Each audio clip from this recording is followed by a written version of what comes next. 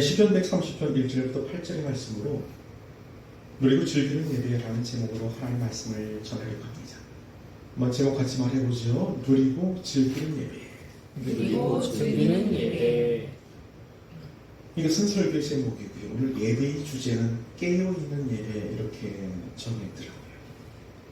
여러분, 깨어있다는 것은 어떤 것을 전제를 하죠? 잠자고 있는 상태를 전제를 하거나 멍한 상태 혹은 무기력한 상태를 전제로 깨어있다는 말이 필요한 것입니다.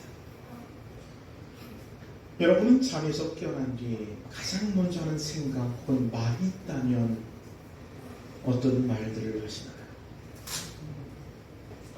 저 개인적인 어떤 생활 루틴이 있다면 깨어나자마자 숨기를 하는 겁니다.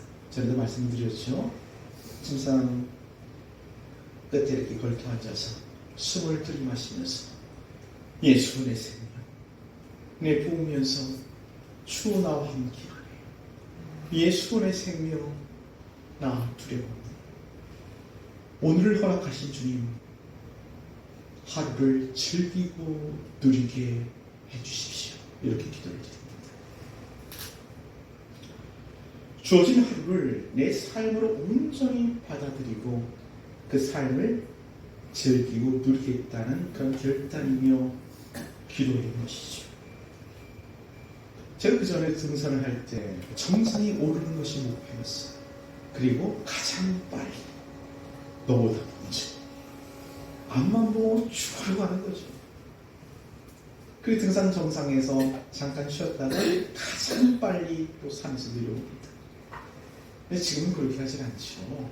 제 아내랑 목표를 맞추고 얘기를 하면서 산을 오릅니다.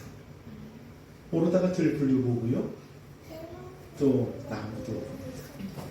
그리고 계곡에서 흐르는 시냇물 소리도 듣고 그물에 손도 적시죠. 그리고 멀리 보이는 그런 풍경이 나오면 저 먼 하늘을 쳐다보며 시원한 바람도 쐴니다. 그러다가 힘이 들면 미련 없이 돌아서서 내려가요. 못 올라갈 것 같은 두려움 때문에 그럴 수도 있지만 정상에 오르는 것보다 더 중요한 것들을 이미 내가 느꼈고 경험했고 얻었기 때문에 그렇습니다. 산을 오르는 그 목표보다 더 중요한 것은 산을 오르는 과정에 있지요. 그 나중에 있다는 것을 알기 때문에 그렇습니다. 요즘은 왜 그런지 이렇게 입맛이 없습니다. 아침 한 5시 반쯤 일어나거든요. 6시 좀 넘으면 밥을 먹는데 굉장히 입맛이 없어요. 오늘도 입맛이 없더라고요. 그때 아내가 그 식빵을 구워가지고 거기에 잼을 바르고 치즈를 얹어서 이렇게 갖다 줬어요. 그 샌드위치 빵을 한 입 딱 물었을 때 그 느낌을 내가 기억하고 누리고 있는 겁니다. 그 바삭한 식빵과 그 고소한 맛, 그 달콤한 잼과 그 고소한 그 치즈, 이런 것들을 느끼면서 먹는 거죠. 그냥 줄인 배를 채우는 것, 그 목표만 달성하는 것에 있는 것을 넘어서 가진 식사 그 과정을 즐기는 것, 누리는 것, 이런 삶으로 받아들이려고 하는 겁니다. 지난 수요일 날 제가 여기서 6시 40분쯤 나가거든요. 용인에 있는 물류센터에서 물건을 실어서 이제 원하는 곳에 이제 배송을 하는 겁니다. 또 용인 처인구에 있는 물류센터에 그 팔레트를 배송하는데 미리 전화를 해가지고 몇 시에 들어가겠다고 약속을 했습니다. 들어갔는데 사람이 나오지를 않아요. 한 10분 정도 기다렸는데 전화를 했더니 전화를 받지를 않습니다. 몇 번을 전화를 했는데도 받지를 않아요. 그래서 그 센터 안에 들어가서 직원들한테 얘기를 했더니 연락 받은 게 없답니다. 붕 뜬 거예요. 또 막 화가 치밀어 오고 아니 못 참거든 막 이런 거 막 화가 치밀어 오고 막 전화를 한 10번 했을 거야. 안 받아. 그러다 이런 생각이 들었어요. 이것마저도 내가 누리고 즐겨보자. 내 삶을 온통 받아들여보자. 이렇게 생각을 받았더니 기다리고 견디는 시간이 훨씬 더 수월해지더라고요. 한 40분 정도 기다리다가 이제 그 일을 처리하고 이제 거기서 나오게 되었습니다. 사랑하는 여러분, 내 삶이 형통할 때도 누리고 즐길 수 있지만 내 삶에 실패가 겹치고 어려움이 닥칠 때에도 우리 그 삶을 누리고 즐길 수가 있습니다. 왜냐하면 하나님께서 우리에게 허락하신 내 삶이기 때문에 그렇습니다. 다 받아들일 수 있는 것이죠. 어제 오후에 쉬고 왔는데 대통령이 아빠 왜 이렇게 시간이 빨리 가? 아빠가 그랬잖아요. 10대 때는 10km로 인생이 가고 50대는 50km로 가고 80대는 80km 가는데 난 10대인데 100km 가는 것 같아. 막 얘기를 해요. 우리 인생이 정말 찼습니다. 시간이 얼마나 이렇게 빨리 가는지 가늠해서 못할 정도로 시간이 빨리 흘러가는 것들을 보게 됩니다. 이 빨리 지나가는 시간 그럼 즐기고 누리십시오.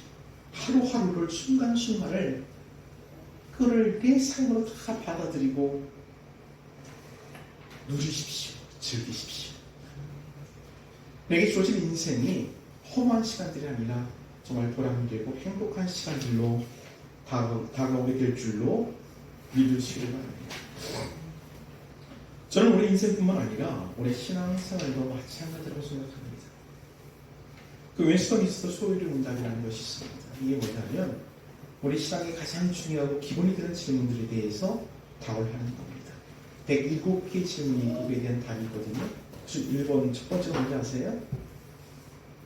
소유리 문답 1번 문제가 이런 겁니다. 사람의 제일 되는 목적은 무엇입니까? 그 답이 뭐예요? 사람의 제일 되는 목적은 하나님을 영원롭게 하는 것과 영원토록 그를 즐거워하는 것이다.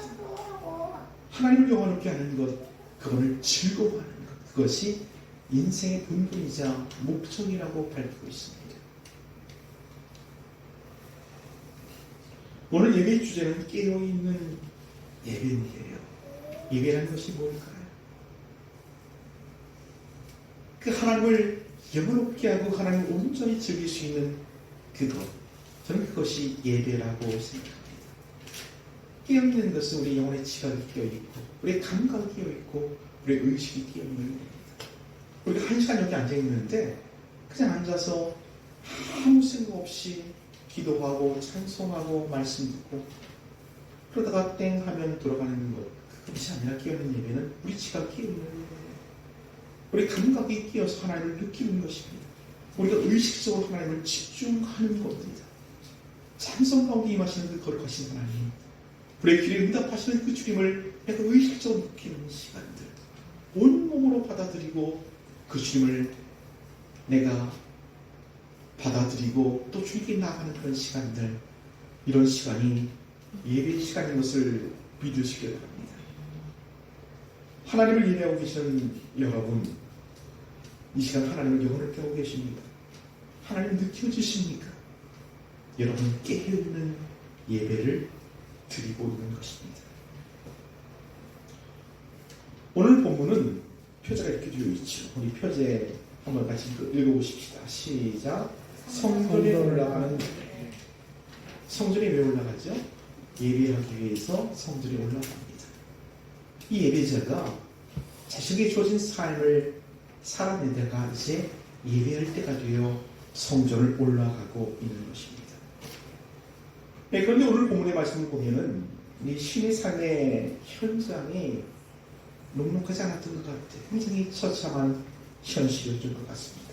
1절 말씀 같이 읽어보십시다. 1절 시작. 여호와여 다윗을 깊은 곳에서 주께 주께 부르시옵나이다. 부르시옵나이다. 여호와여 내가 깊은 곳에서 주께 부르시옵나이다. 지금 시은 깊은 삶의 현장 속에 처해 있다는 것을 알 수가 있습니다. 내가 깊은 곳, 이 깊은 곳이라는 것은 고난과 환난의 현장입니다. 어쩌면 이것은 죄악의 상황일 수도 있습니다. 어쩌거나 그런 깊은 곳에 처해 있다가 하나님께 예배하려고 성전을 찾고 있는 것입니다. 언제가 불쑥 교회를 살았던 그 청년 이야기를 여러분에게 드린 적이 있죠. 지난주에 같이 말씀을 나눴을 것 같은데 저는 그 처한 상황을 극복하려고 물심양면으로 그를 도왔습니다. 그리고 그를 부담하게 되어가는 모든 사회에 항거하며 투자했습니다. 그러나 제가 아는 것보다 그분의 상황은 더 깊은 곳이 있었더라고요.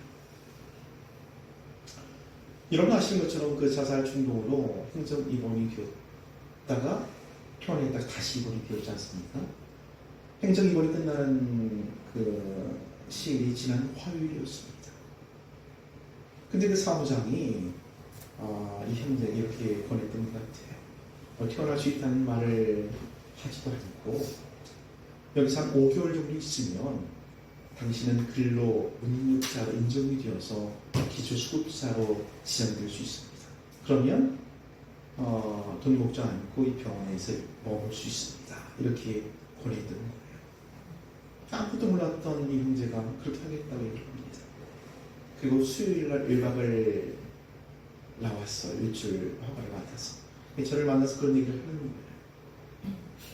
또 막 분노가 일기 시작하는 겁니다. 제 분노 기질이 굉장히 높은 사람이거든요. 이 알만한 사람은 다 알지요. 이게 기관에서 장사하는 겁니다. 돈벌이 하려고 사람을 그렇게 불러매는 것이죠. 그 형제를 봤는데 병원 들어가기 전보다 완전 더 망가져 사람이 완전 바보가 되었어요. 그래서 제가 잘 타일렀습니다. 그 병원에서 그렇게 살다 그렇게 죽겠느냐고. 당신 나와서 직장 잡고 결혼도 하고 이제 자립해야 되지 않겠냐고. 잘 생각해 보시라고 그렇게 결정을 하고 그걸 돌려보냈습니다. 병원에 들어가서 전화가 왔더라고요. 목사님 말씀이 맞는 것 같아요. 난 다른 사람 못 믿어도 목사님 믿어요. 목사님 저를 혼내도 저는 그걸 받아들일 수 있어요. 그렇게 얘기를 하는 거예요. 이제 나오겠다고 하더라고요. 그래서 이제 퇴원수를 봤는데 그냥 3일 있는 동안 40만 원까지 놓고 나오는 거예요. 그 뭐 프로그램 받는 거 교육받는 게 청구가 되더라고요.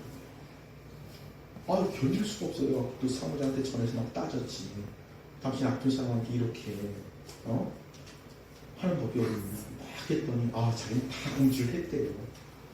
그 형제는 들은 게 없다고 그러고 내가 중간에서 할 말이 없어서 갈았다 그래갖고 건강보건 의료정보원에도 전화해갖고 또 막 얘기하고 그랬더니 어떡하냐 나한테. 나 줄 돈이 없어 나도. 그래가지고 가서 없다고 그냥 얘기하라고 그랬더니 가서 없다고 그랬더니 그냥 가라고 그러더래. 그래서 나왔어. 그래갖고 이제 그 사람을 되게 또 좀 해줘야 되잖아요. 그래서 그 면사무소 그 복지과 직원 그 주사하고 통화를 해가지고 알더라고 이 사람이 이런 처지인데 조금만 도와주면 우리가 자립할 수 있을 것 같다. 그래서 이제 도움 받을 수 있는 그걸 뭐라 그래요? 차상위 계층이나 뭐 그걸로 지정할 수 있는 그러면서 긍정적으로 같이 얘기를 했어요. 그랬더니 이제 금요일날 저녁에 왔다고 이렇게 연락이 왔더라고요. 그래서 푹 쉬라고. 다음날 토요일입니다. 이 사람이 아침마다 전화를 하거든요. 근데 아침에 전화가 안 오는 거예요. 그래서 전화를 했더니 벌써 혀가 꼬부라졌어요. 목사님 뭐 어째라 했더니 잠시만요. 그랬더니 누굴 바꿔줘. 경찰관이야. 그래서 무슨 일이냐 그랬더니 이 개인 정보 때문에 저한테 얘기를 못 하더라고 경찰관이. 그래서 그럼 다시 바꾸라 그랬더니 너무 힘들어서요. 뭐 경찰차 타고 지금 병원을 간다는 거예요. 그 정신병원을. 다시 경찰관 바꾸라고. 나 그 사람 다니는 교회 다니는 목사인데 무슨 일이냐 그랬더니 이 형제가 아침에 술을 먹는 거예요. 그리고 또 112 신고한 거. 나 죽겠어요. 못 살겠어요. 그랬더니 경찰관이 출동해갖고 데리고 또 병원으로 가는 중이에요. 억장이 무너지는 거예요. 어떻게 좀 한 사람 살려보려고 정말 애를 많이 썼거든요. 이렇게 무너지는 그 현실 앞에 뭐 할 게 없이 알았다고 그를 끊었습니다. 그 현재의 더 깊은 곳은 술과 자살 충동과 지나친 의존성이었습니다. 이 지옥 같은 곳, 그 깊은 곳에서 어떻게 나올 수가 있을까요? 사람의 도움으로 가능치 않은 것입니다. 하나님만이 유일한 해답이죠. 하나님만이 그 사람을 꺼내고 세울 줄로 믿습니다. 오늘 시는 이 사실을 알고 이렇게 부르짖고 있습니다. 우리 1절과 2절 말씀 다시 읽어보십시다. 1절과 2절 시작. 여호와여 내가 깊은 곳에서 주께 부르짖었나이다. 주여 내 소리를 들으시며 나의 부르짖는 소리에 귀를 기울이소서. 이 깊은 곳에서 나를 건져내실 분은 오직 하나님의 사실을 알고 그는 하나님께 부르짖어 기도하는 겁니다. 그리고 자신의 죄악을 용서해 달라고 또 기도합니다. 우리 3절과 4절을 읽습니다. 시작. 여호와여 주께서 죄악을 지켜보실 텐데 주여 누가 하리이까. 그러나 사랑하시니 주께 있음은 주를 경외하게 하심입니다. 사실 이번 그 형제 일을 겪으면서 저는 큰 데미지를 입었어요. 상처가 되더라고요. 제가 오늘 이렇게 설교가 힘이 없는 까닭도 아마 그 여파일 수도 있습니다. 힘 쫙 빠지고 무력해지는 어떻게 해야 되나. 그리고 시와 좌절에 빠져 있는데 제 아내가 저를 위로한다고 이제 이런 말을 합니다. 여보, 당신의 선한 의도는 잘못이 없지 않나. 그 말이 귀에 안 들어와요. 무심하게 이렇게 얘기했죠. 하나님이 답변해 주셔야지 뭐. 그때 제가 오늘 설교 본문 시편 130편을 읽고 있었거든요. 그때 5절이 눈에 들어왔습니다. 나곧 내 영혼은 여호와를 기다리며 나는 주의 말씀을 바라봅니다. 이 말씀을 읽으면서 131편이 턱이 눈에 스치는, 저는 이 131편을 통해 하나님의 말씀을 들었습니다. 우리 1절 말씀 읽어보십시다. 1절 시작. 여호와여 내 마음이 교만하지 아니하고 내 눈이 오만하지 아니하오며 내가 큰 일과 감당하지 못할 놀라운 일을 하려고 힘쓰지 아니하나이다. 내가 큰 일과 감당하지 못할 놀라운 일을 하려고 힘쓰지 아니하리이다. 이 놀라운 일이, 이 큰 일이 뭘까요? 가장 큰 일은 사람을 변화시키고 구원시키는 일입니다. 내가 하려고 했던 것 같아요. 내가 할 수 있는 일이 아니죠. 하나님이 하시는 일인데 내가 이렇게 힘들고 상처가 된 까닭은 내가 하려고 했다가 안 됐기 때문에 그렇습니다. 하나님이 그거 밀어주시더라고요. 그거 내가 하는 일이야. 내가 하는 일. 이 말씀이 내 마음속에서 확 스며들자 그 소원함들, 그 상처들이 싹 녹아지는 듯한 느낌을 받았습니다.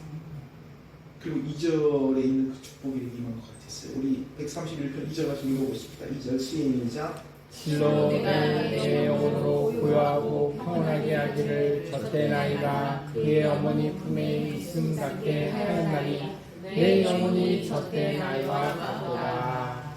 젖된 아이가 어머니 품에 있는 것. 왜 젖을 뗐습니까? 실컷 젖을 먹었거든요. 실컷 젖을 먹고 이제 배가 부르니까 엄마 품에서 이렇게 고요히 잠이 드는 그 평온함. 그런 축복으로 하나님께서 말씀 나오는 날을 인도해 주신 것을 느꼈습니다. 사랑하는 여러분 기억하시기 바랍니다. 우리는 하나님이 하신 일을 다 이해할 수 없습니다. 왜 그 현재를 그대로 내버려 두시는지, 왜 연약하고 고통당하는 사람들을 끄집어내지 않으시는지 다 이해할 수 없습니다. 그러나 받아들일 수 있습니다. 왜 그렇지? 그분의 사랑과 그분의 용서를 우리 알고 믿기 때문에 그렇습니다. 오늘 본문의 시인도 그 사실을 이미 알고 우리에게 선포합니다. 7절 말씀 읽어보십시다. 시편 130편 7절 시작. 이스라엘아 여호와를 바랄지어다. 여호와께서는 인자하심과 풍성한 속량이 있습니다. 이스라엘아 여호와를 바랄지어다. 저는 이 바란다는 것을 오늘 설교 표현대로 즐기고 누려라 라고 바꿔서 읽어도 된다고 생각합니다. 하나님의 사랑하심, 그 하나님의 용서하심이 우리 앞에 우리 예배 현장에 있습니다. 그것을 바라고 그것을 즐기고 누리는 것, 그것이 예배라는 사실을 기억하시기 바랍니다. 제가 가장 좋아하는 목사님은 청파교회를 다니고 하셨던 김기성 목사입니다. 지금 은퇴하셨는데요. 그분의 간증을 그 전에 들었던 적이 있습니다. 이분은 충남 서산 출신이거든요. 네, 초등학교 4학년 때 서울로 유학을 갑니다. 굉장히 똑똑하시다고 그러더라고요. 그래서 교장 선생님이 어느 날 아버지를 찾아와서 이렇게 보냈답니다. 아이가 매우 총명하니 서울로 보내서 공부를 시키라고. 그래서 초등학교 4학년 때 서울에 와서 이제 혼자 유학생활을 합니다. 혼자 밥 끓여 먹고 연탄불 끓이고 학교 가고. 얼마나 힘들겠어요. 초등학교 4학년 때. 오직 바라는 것은 7월 24일만 그렇게 기다렸답니다. 그날이 어떤 날이냐면 여름방학시. 방학하는 집에 가잖아요. 방학하는 집에 내려가면 동네 친구들한테 영웅이 되는데요. 왜냐하면 그때 TV가 없기 때문에 TV를 못 보는데 서울엔 TV가 있잖아요. 거기서 타잔, 황금 박쥐 뭐 이런 거 보면 가서 얘기해주고 막 애들이 팽 불러서서 그 얘기 듣는다는 거죠. 그게 너무 좋았대요. 근데 여름방학 때 어느 날 무슨 잘못을 했는지 아버지가 화를 납니다. 내 이놈!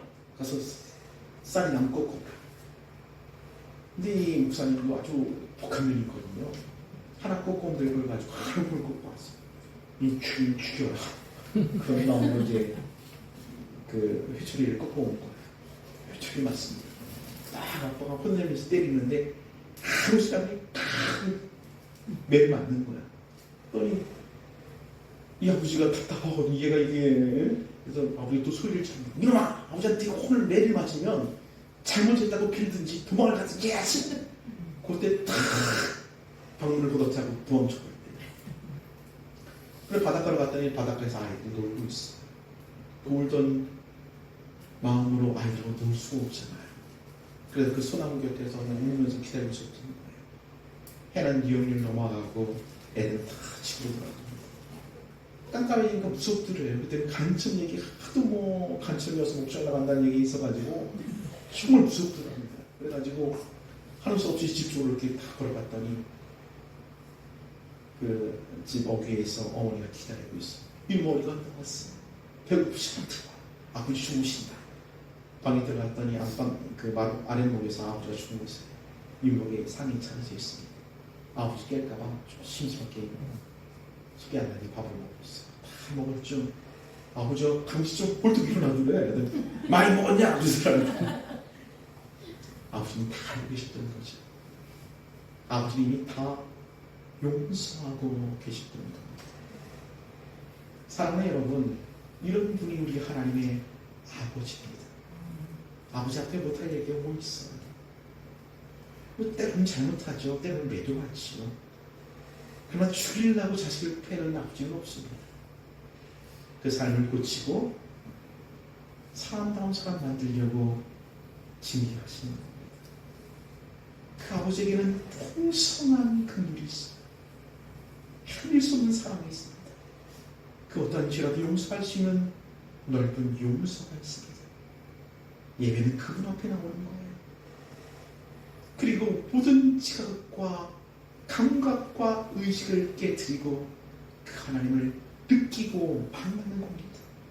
그 하나님의 사랑과 용서를 하나님 안에서 즐기는 그 행위, 그것이 예배인 줄로 믿으세요. 사랑하는 여러분, 다음 주부터 예배 드릴 때 이 마음으로 주 앞에 나오시기를 주의 이름으로 축원합니다.